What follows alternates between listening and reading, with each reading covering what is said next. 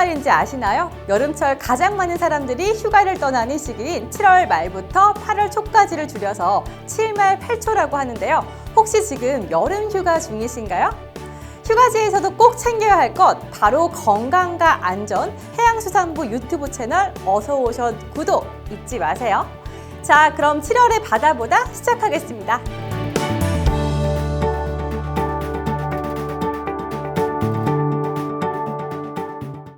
네, 이번 소식은 제주도에서 올라온 소식입니다. 바로 2022 극지체험 전시회 소식인데요. 오는 8월 16일까지 제주 세계자연유산센터 기획전시실에서 2022 극지체험 전시회가 개최됩니다. 미지의 세계처럼 낯설지만 궁금하기도 한 극지의 세계, 전시회는 어떤 내용으로 진행되는지 알아볼까요? 극지 체험 전시회는 일반인들이 평소 접하기 힘든 극지에 관한 모든 것들을 체험하실 수 있는 공간입니다. 이번 전시회는 4가지의 주제로 구성이 되어 있는데요. 우선 다산과학기지 20주년 특별존에서 오로라 영상체험과 다산과학기지 관련 방송 리포트 체험, 3D 영상으로 진행되는 북극곰 구출게임 등 다양한 체험들이 준비되어 있습니다. 간접체험 부스에서는 매주 토요일 남극 세종과학기지와 장보고 과학기지 대원들과의 영상통화가 진행되어 극지 생활에 대한 이야기를 듣고 질문해보는 체험을 할 수 있다고 하는데요. 미래의 과학자를 꿈꾸는 꿈나무들에게 더없이 좋은 기회가 될 것 같습니다. 직접 체험 부스에서는 다산 과학기지, 그리기 대회 및 전시, 우리나라 최초의 쇠빙 연구선인 아라오노 조립대회 등 다양한 활동이 준비되어 있고요. 정보 전달 부스에서는 극지 해설사 부스 투어, 극지 미니 도서관 운영 등 다양한 체험이 준비되어 있습니다. 아이들뿐만 아니라 어른들에게도 의미 있는 시간이 될 것 같죠? 저희가 쉽게 접근하지 못하는 그런 극지방의 생물이라던가 환경, 또 우리나라에서 연구하고 있는 내용들을 들으니 굉장히 생소하지만 또 관심을 가져야 되는 부분이라는 생각이 들었습니다.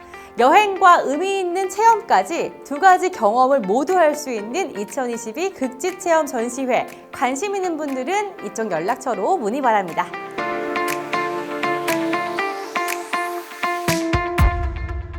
다음은 수산업에 종사하시는 분들에게 희소식이 될 것 같은데요. 선박에 설치되는 구명 설비, 소화 설비 등 총 167개 품목의 선박용 물건을 제조하거나 공급하기 위해서는 형식 승인 또는 검정을 받고 이를 유지하여야 합니다. 그런데 이걸 유지하기 위해서는 5년에 한 번씩 갱신을 하여야 하는데 안내의 우편으로 이루어지다 보니까 갱신이 제때 이루어지지 못하는 상황이 발생했는데요. 문제는 기간 내에 갱신을 하지 못하면 새롭게 형식 승인 또는 검정을 받는 과정에서 수백만 원에서 수천만 원까지의 추가 비용이 발생한다고 합니다. 하지만 이제 그런 걱정은 넣어도 이제는 갱신 안내 시스템이 확 바뀌었습니다. 우편이 아닌 국민비서 서비스를 이용하면 되는 건데요. 형식 승인 검정 유효기간이 만료되기 6개월 전과 3개월 전 2차례에 걸쳐서 안내 문자가 나가고 필요한 서류와 담당자 연락처 등도 채팅 로봇을 통해 안내된다고 하니 안심하고 기간 내에 갱신할 수 있겠죠.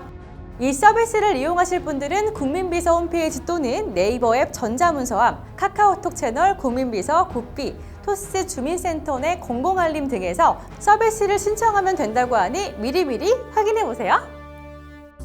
유기농 채소 친환경 농법이라는 말 많이 들어보셨죠? 이제는 친환경 수산물이라는 단어에도 익숙해지실 것 같습니다. 해양수산부에서는 오는 8월 12일까지 친환경 수산물 생산지원 직불제 대상 어가를 추가로 모집하고 있는데요. 지난 3월 총 733 어가를 선정하고 현재 추가로 약 100어가를 모집해 올해 약 833 어가에 총 256억 원의 직불금을 지원할 계획입니다. 친환경 수산물 생산지원 직불제는 친환경 인증 직불금과 친환경 배합사료 직불금으로 나뉘는데요.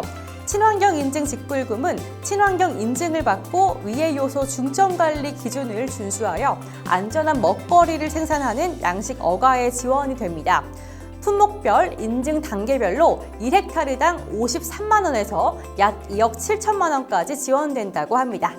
또한 친환경 배합사료 직불금이 있는데요. 수산자원 보호 효과가 높고 사료 검정기관의 검정을 받은 배합사료를 사용하는 넙치류, 볼락류, 돔류, 양식어가의 20kg 사료 한 포대당 5,420원에서 12,390원까지의 금액이 지급된다고 합니다. 친환경 인증으로 우리 바다도 지키고 건강도 지키고 여기에 어민들의 경제 부담은 덜고 그야말로 모두가 행복한 정책이 아닐까 싶습니다. 황골탈태라는 사자성어 아시죠? 그냥 버려지던 굴, 바지락, 정복 등의 껍데기가 새롭게 태어나게 되었습니다. 그동안 굴 껍데기를 포함한 수산부산물은 폐기물관리법에 따른 사업장 폐기물로 분류되었습니다. 그러다 보니 보관 처리에 대한 엄격한 제약으로 불법 투기되거나 방치되면서 자연을 오염시키는 일이 발생해 왔는데요.